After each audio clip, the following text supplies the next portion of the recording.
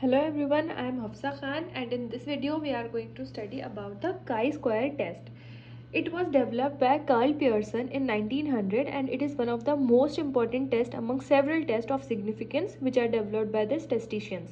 ठीक है, जितने भी हम टेस्ट पढ़ते हैं बायोस्टैट्स के आपके, उसमें सबसे ज़्यादा इंपॉर्टेंट रोल प्ले करता है हमारा चाई square test.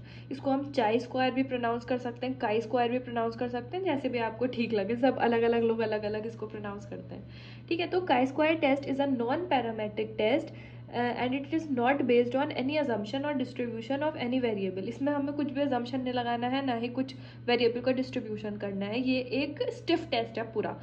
This statistical test follows a specific distribution that is known as chi-square distribution. Generally, the test we use to measure the differences between what is observed and what is expected according to an assumed hypothesis, it is called chi-square test.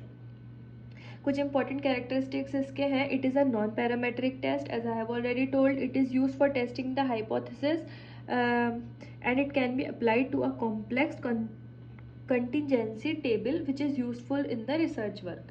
ये जितने भी आपको अभी मैं last video की last में आप पढ़ रहे हैं ना, इससे पहले आपको स्टैंडर्ड डेविएशन पढ़ाया, उससे पहले हिगुची, उससे पहले कार्ल पियर्सन, तो ये सारे कोर्समेयर, तो ये सारे आपके स्टैट्स में भी यूज़ होते हैं.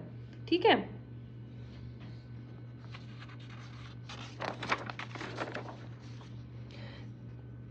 This is the chi square distribution. ये आपके ग्राफ शो है. अगर degree of freedom is greater than 2 तो डिस्ट्रीब्यूशन हमारा बेल शेप्ड आता है. अगर degree of freedom is equal to 2 तो एल शेप्ड आता है. And if degree of freedom is less than 2 तो फिर L shaped with infinite ordinate at the origin हमें मिलता है.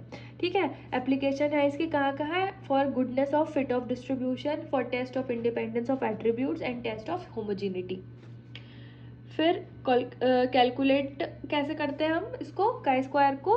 X square is equal to summation O minus E square upon E. O is the observe frequency and E is the expected frequency. अगर हमारी दो distribution जो observe and theoretical है वो बिल्कुल एग्जैक्टली अलाइक है तो एक्स स्क्वायर जीरो होगा, but generally due to sampling errors X square is not equal to zero. अब इसमें स्टेप्स क्या क्या इन्वॉल्व है अगर हमें इसे कैलकुलेट करना है तो सबसे पहले we have to calculate the expected frequencies and the observed frequencies. जब आप बायोस्टैट्स करेंगे तो उसके सारे न्यूमेरिकल्स करवाए जाएंगे आपको, तो आपको वो और अच्छे से समझ में आएगा. ठीक है, ऑब्जर्व फ्रीक्वेंसीज एफ नॉट है the cell frequencies that are actually observed in a contingency table. Expected मतलब कॉन्टिजेंसी टेबल मतलब एक स्टैंडर्ड टेबल है वो. अगर जब एग्जाम में भी आपसे ये पूछा जाता है ना तो आपको वो टेबल प्रोवाइडेड रहती है और उसमें से देखकर आप वैल्यूज पुट करते हैं. बट क्योंकि इस सेमेस्टर में ये जो आपके सिलेबस में है इसमें उसकी ज़रूरत नहीं है, अगले सेमेस्टर में आपके लिए वो यूज़ होगा.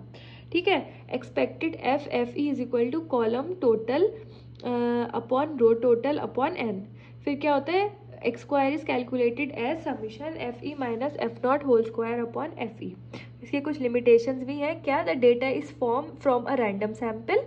Interpret this test with question if sample total और total values in all cells is less than 50.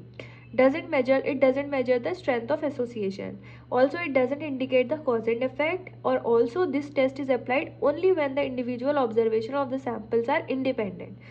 तो ये कंडीशंस है, इसकी लिमिटेशंस है, बट स्टिल बहुत ज़्यादा यूज़ होता ही है despite of all these limitations. Okay, so this is all about chi square test या फिर चाई स्क्वायर टेस्ट, जो भी आपको अच्छा लगता है आप बोल सकते हो उसको. ओके.